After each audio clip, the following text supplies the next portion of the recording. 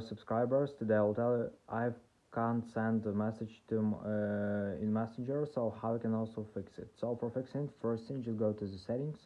In the settings you need to find Wi-Fi, so just try to turn it off and turn on again. So after just open Self Data, just try to turn it off and turn on again.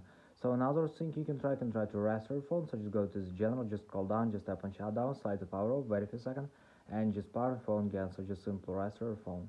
And if you still have this error, so you can also just try to remove your messenger. So just tap on it, just remove it, and just download and install it again from App Store.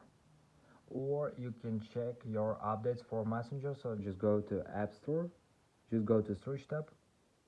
In search tab, just write your messenger, and if you see here update, so it means that you have available updates for your messenger. So you need to tap update and wait until it will successfully install the latest updates for your messenger.